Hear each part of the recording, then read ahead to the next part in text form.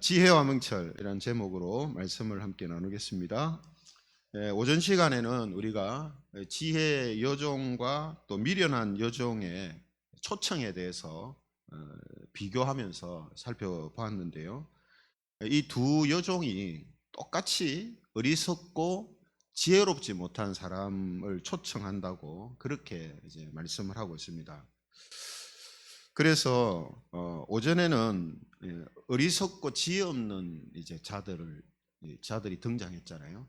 근데 오늘 지금 오후 말씀을 보니까 새롭게 거만한 자가 등장합니다. 그죠? 오전에는 지혜롭지 못한 자, 또 어리석은 자 이런 사람들이 나왔는데 오후의 말씀에는 거만한 자가 나오는데 특이한 것은 뭐냐면 어리석고 미련한 자는 지혜의 초청을 받을 수 있거든요. 그죠? 그러니까 미련한 여종의 초청도 받지만 지혜의 여종의 초청도 받아요. 누가요? 어리석고 지혜롭지 못한 사람은. 그런데 거만한 자는 지혜의 초청을 받지 못합니다. 이게 아주 특이한 거예요. 그래서 오늘 7절, 8절 말씀 보면은 이렇게 말씀을 합니다. 우리 7절, 8절 같이 한번 읽어볼까요? 시작. 거만한 자를 징계하는 자는 도리어 능욕을 받고 악인을 책망하는 자는 도리어 흠이 잡히느니라. 거만한 자를 책망하지 말라. 그가 너를 미워할까 두려우니라. 지혜 있는 자를 책망하라. 그가 너를 사랑하리라. 거만한 자를 징계하지 마라 이렇게 이야기합니다. 지혜로운 자를 징계하지 거만한 자를 징계하지 마라 이렇게 이야기하거든요. 이 거만한 사람은 그러면은 도대체 어떤 사람이냐 하면요, 방금 우리가 읽은 말씀에 8절에 보면 거만한 자와 대조되는 사람이 누구냐면 지혜 있는 사람입니다. 그러니까 책망을 할 때 거만한 자한테는 하지 마라 하거든요. 누구한테 하라고 합니까? 지혜 있는 사람한테 하랍니다. 그러면 거만한 자는 어떤 사람입니까? 지혜 없는 자가 되겠죠. 그죠? 그럼 지혜가 있다 없다 하는 것을 성경은 뭐를 가지고 이야기합니까? 지혜가 있다는 말은 말씀이 있다는 의미도 되지만 궁극적으로 예수님을 믿고 그 예수님의 말씀에 순종하는 사람을 말하거든요. 그런 사람은 책망하고 교훈하고 권면해라 이 말이에요. 왜죠? 받아들인단 말이죠. 이건 그냥 말로써 우리가 뭐 이래 해라 저래 해라 이런 걸 말하는 게 아니고 하나님의 말씀으로 책망하고 권면하고 또 꾸짖고 그렇게 하는 걸 말하거든요. 그랬을 때 예수님을 믿고 그 말씀에 순종하며 사는 사람은 하나님의 말씀으로 책망을 할 때 그걸 받아들인다는 거죠. 반면에 예수님이 그 안에 없고 말씀에 순종하지 않는 사람한테 하나님의 말씀으로 책망을 하고 꾸짖으면 어떻게 하겠습니까? 나를 어떻게 해보고 이렇게 된단 말이에요. 예? 내가 어떤 줄 알고 이렇게 된다. 내가 어떤 사람인 줄 알고 이렇게 된다. 이건 교인이 아닌 사람만 해당되는 게 아니고 교회에 나오는 교인이라도 그 안에 예수님을 온전히 모시고 있지 못한 사람, 하나님의 말씀에 온전하게 순종하지 못하는 교인도 이런 반응이 나올 수 있습니다. 나를 어떻게 보고 이렇게 되거든요. 하나님의 말씀이 이렇습니다.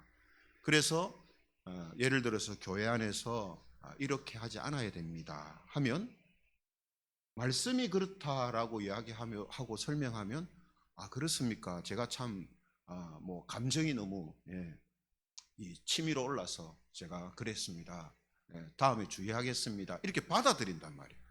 근데 그 안에 예수님이 온전히 없는 사람들은 기분 나쁘게 생각하고 거기에 대해서 오히려 책망을 하고 권면을 하는 사람을 대적한단 말이죠. 그 말이에요. 그래서 오늘 이 거만한 자들은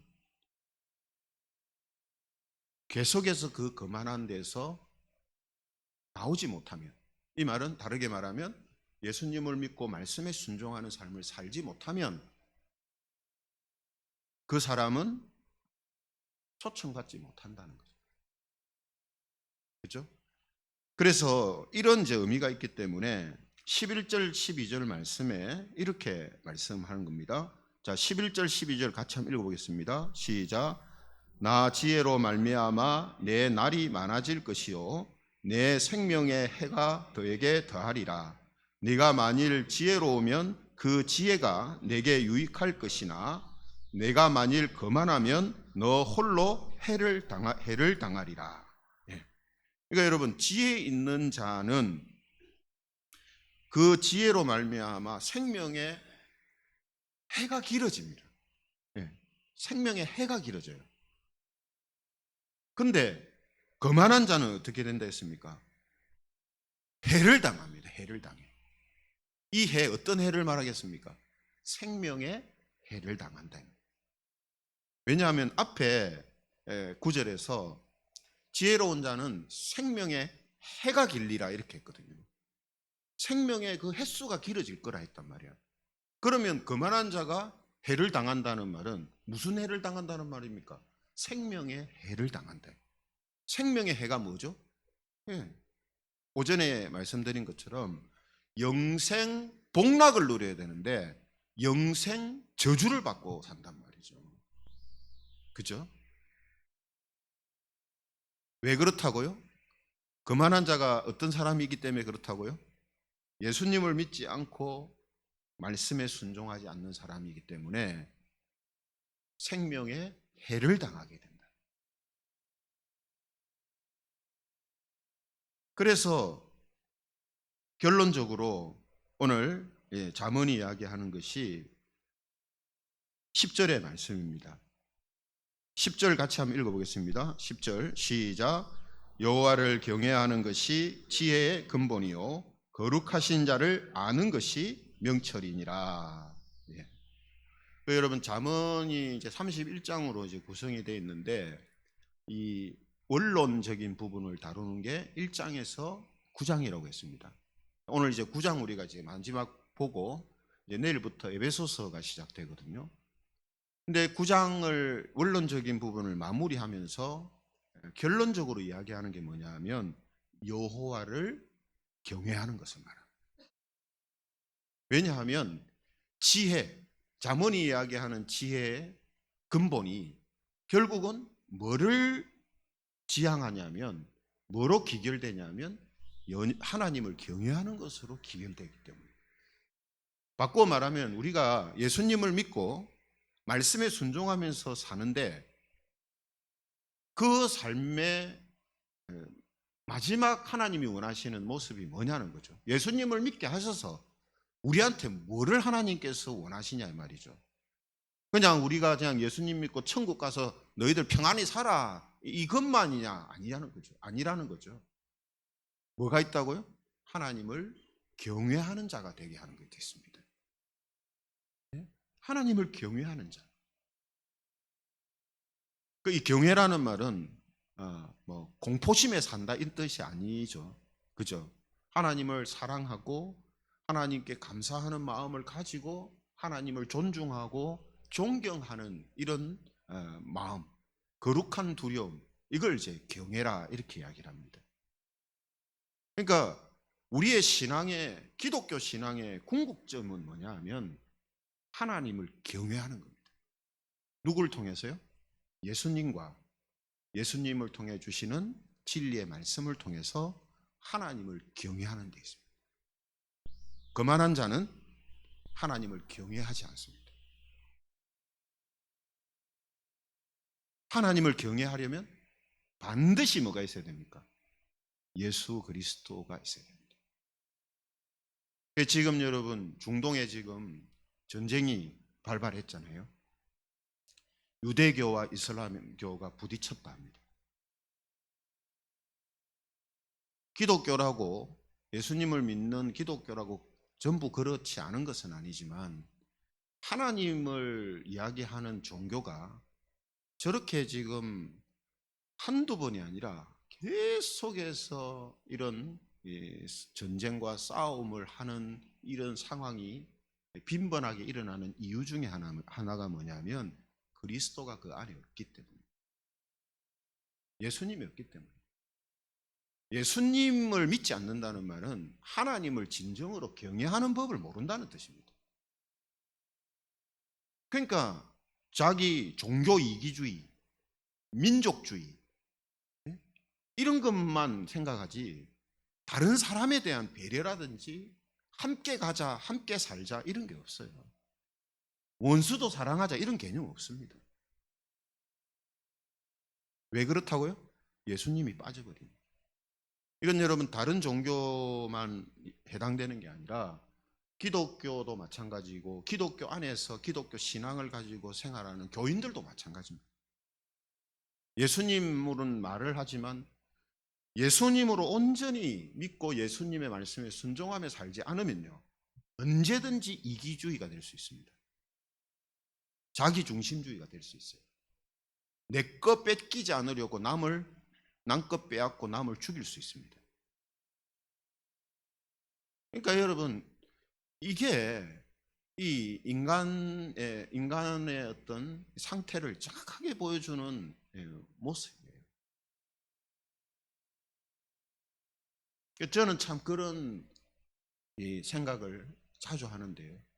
여러분 지금 이스라엘도 그렇고 그 가자 지구에 살고 있는 팔레스타인 사람들도 그렇고 또 지금 전쟁 중인 러시아, 우크라이나, 여러분 전쟁 전에는요 너무나 평화롭게 살던 사람들이지 않겠습니까? 우리처럼 똑같이 살았을 거 아니겠어요? 예? 가정에서 그냥 가족이 오붓하게 살고 자기가 좋아하는 일 하면서 살고 그렇게 살았지 않겠어요? 그런데 한순간에 전쟁이 벌어지니까 가족이 죽고 흩어지는 거는 물론이고 모든 일상이 전부 다 무너집니다. 전부 다 무너져요. 그걸 보면서 저 참 안타깝게 생각하고 하는 마음이 생기면서 동시에 예수님이 없는 세상과 사람한테 최종적으로 일어나는 모습이 저런 모습이구나. 막을 수 있습니까? 아무도 못 막아요. 하나님이 막아주시지 않으면요, 사람은 저렇게 될 수밖에 없습니다. 여기 있는 우리도요, 진짜 예수님으로 온전히 살지 못하면요, 우리도 저렇게 될 수 있습니다. 그래서 그런 모습들이 왜 나온다고요? 예수님을 온전히 그들이 믿지 않고 받아들이지 않기 때문이고, 그 결과 여호와를 경외함이 그들에게 온전치 않기 때문에, 그들의 건문의는 전부 하나님으로 쌓여 있어요. 아브라함의 후손들, 예? 매년 큰 절기 행사에 온 유대교인들이, 이슬람 교인들이 모여서 거룩하게 성대하게 제사를 지내고 의식을 행합니다. 하루에 몇 번씩 기도하고요. 누구한테요? 하나님한테, 알라한테, 자기들 말하는 식으로. 근데 그건 종교지, 그거는 하나님을 경외하는 신앙이 아닙니다. 제가 이렇게 단언할 수 있는 이유가 뭐냐면 예수님을 그들이 인정하지 않고 예수님을 믿지 않기 때문에 그들은 하나님을 경외하는 게 아닙니다. 성경이 그렇게 이야기하고 있기 때문에. 그죠? 그러므로 오늘 제목처럼 지혜를 소유하고 명철의 길을 가는 사람들이 누구냐 하면 여호와를 경외하는 자들이에요. 그 여호와를 경외하는 자들은 예수님을 온전히 자기 마음속에 받아들이고, 오늘 앞서 우리 가이오 사랑방에서 찬양했잖아요. 예수님이 가신 그 길, 예수님이 지시하는 그 길을 향하여서 자기의 모든 것들을 다 포기하고 가는 사람들입니다. 그게 좁은 길, 협착한 길, 내 거를 포기하는 길, 내 거 내려놓는 길, 원수를 용서하는 길, 너무 힘들고 너무 어려운 길이지만 예수님과 말씀 의지하여서 그 길을 걸어가는 사람들, 바로 그 사람들이 하나님을 경외하는 지혜와 명철의 길을 걸어가는 사람들이다. 예. 이렇게 지금 말씀하고 있다 하는 거죠. 그러므로 잠언을 시작할 때 잠언 1장 7절에서도 이렇게 말씀을 했습니다. 잠언 1장 7절에 보면 같이 한번 읽어볼까요? 화면 보시면서 시작. 여호와를 경외하는 것이 지식의 근본이거늘 미련한 자는 지혜와 훈계를 멸시하느니라. 지혜와 훈계를 멸시한다. 미련한 자들. 지혜는 예수 그리스도를 의미하고 훈계는 하나님의 말씀을 말합니다. 그렇죠? 그래서 저와 여러분들이 모두가 여호와를 경외하는 성도들이 되시기를 바랍니다. 그를 위해서는 우리가 정말로 하나님의 유일한 지혜 되시는 예수 그리스도 그분을 온전히 내 삶의 중심에 두고 하나님의 말씀에 순종하며 그 길을 걸어가는 그런 우리 성도들이 되시기를 바랍니다. 그래서 저와 여러분들에게 생명의 해가 길리라 약속하신 영생 복락을 이 땅에서도 누릴 뿐만 아니라 천국에 가서 더 풍성하게 누리는 그런 저와 여러분들이 되시기를 삼위 하나님의 이름으로 축원합니다.